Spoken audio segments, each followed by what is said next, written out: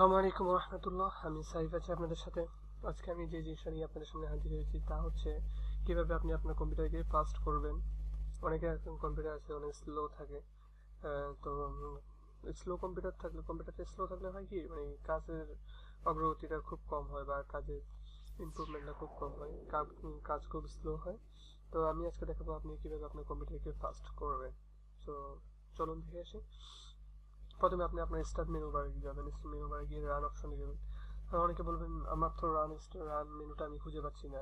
খুব সহজ, রান মেনুটা খুঁজে পাচ্ছেন, আপনি এখানে স্টার্ট মেনু সার্চ বারে লিখতে পারেন RUN, তাহলে আপনি এখানে অপশনটি খুঁজে পাবেন।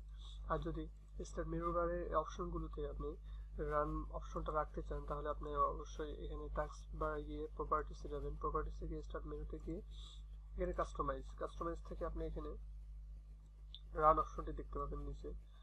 রান কমান্ড, এই যে রান কমান্ড টিক চিহ্ন দেওয়া আছে, আমারটা আছে ওই জন্য আমারটা টিক চিহ্ন দেওয়া আছে। আপনি যদি না থাকে তাহলে টিক চিহ্ন থাকবে না, তাহলে আপনি অবশ্যই এখানে টিক চিহ্ন দিয়ে ওকে প্রেস করবেন। ওকে প্রেস করলে অ্যাপ্লাই ওকে, তাহলে আপনার রান অপশনটা এখানে চলে আসবে।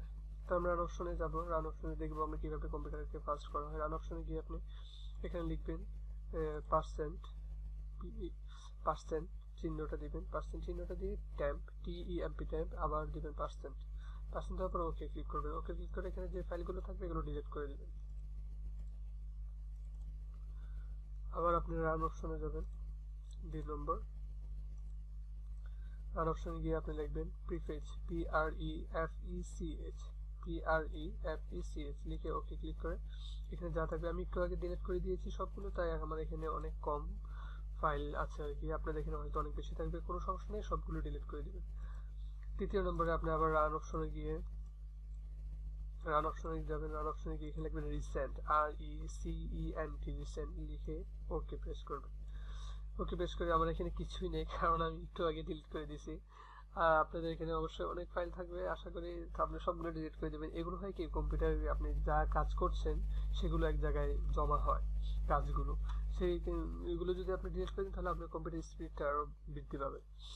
তারপরে আপনি আবার রান অপশনে যাবেন। রান অপশনে চতুর্থ আমি যেটা দেখাবো তা হচ্ছে TEMP। তখন আমরা পার্সেন্ট দিয়ে ট্যাম্প লিখছিলাম, বাট এখন লিখবো যে শুধু ট্যাম্প লিখে আবার ওকে ক্লিক করবো। ওকে ক্লিক করে এখানে যা থাকবে আপনি সবগুলো ডিলিট করে দেবেন। আমার এখানে অনেক কম, কারণ আমি একটু আগে ডিলিট করে দেওয়া হয়েছে আমারগুলো। যেগুলো থাকবে সেগুলো ডিলিট করে দেবেন। তারপরে এখন যেটা করতে হবে পঞ্চম, আমি 5 নম্বর যে জিনিসটা দেখাবো 5 নম্বরে, তা হচ্ছে আপনি ডিস্ক ক্লিন আপ করার জন্য আপনি স্টার্ট মেনু বারে সার্চ বারে গিয়ে লিখবেন ডিস্ক, ডিস্ক। অলরেডি আমার উপরে চলে আসছে ডিস্ক ক্লিন আপে ক্লিক করবেন। এখানে আসার পরে সি ড্রাইভটা আমি ক্লিন আপ করবো, সি ড্রাইভটি শুধু ক্লিন আপ করলে হবে। ক্লিন আপে ওকে প্রেস করবেন। ওকে প্রেস করার পর একটু সময় নেবে আপনার কম্পিউটারটা কাজটা করার জন্য, একটু সময় দেবেন।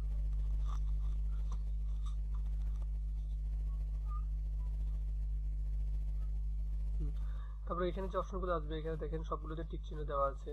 এখানে দেখেন সবগুলোতে টিক চিহ্ন দেওয়া আছে, আপনার এই যে থাকবে না টিক চিহ্ন দেওয়া, আপনি সবগুলোতে টিক চিহ্ন দিবেন, টিক চিহ্ন দিয়ে ওকে ক্লিক করবেন। আমার এখানে হয়তো এইভাবে থাকবে, অনেকগুলোতে টিক চিহ্ন থাকবে না আপনার এখানে, সবগুলোতে টিক চিহ্ন দিয়ে ওকে ক্লিক করবেন। ওকে ক্লিক করে প্রবলেম নেই, ভয় পাওয়ার কিছু নেই। এখানে লেখা আছে are you sure you want to permanently delete this file.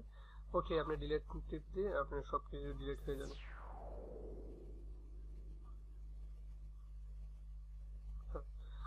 তারপর 6 নম্বরে আমি ষষ্ঠ আমি যে জিনিসটা দেখাবো তা হচ্ছে আপনি রান অপশনে গিয়ে আপনি লিখবেন এখানে রেজিস্ট্রেশনের প্রথম 3 অক্ষর REG লিখে এডিট লিখবেন, এডিট লিখে ওকে প্রেস করবেন। ওকে প্রেস করলে এখানে একদম উপরে দেখেন এখানে লেখা আছে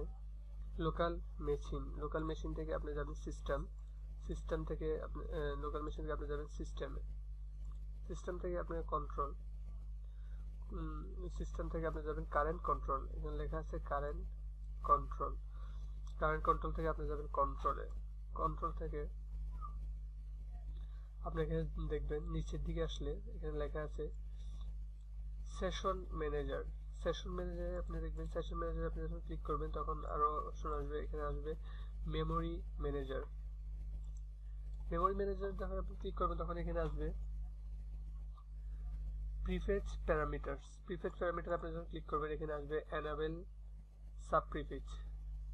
এনাবেল সাব প্রিফেচ আপনি ক্লিক করার পর এখানে হয়তো 3 থাকবে অপশনে, এখানে 3টাকে আপনি কেটে আপনি এখানে 0 করে দেবেন, 0 করে ওকে ক্লিক করবেন।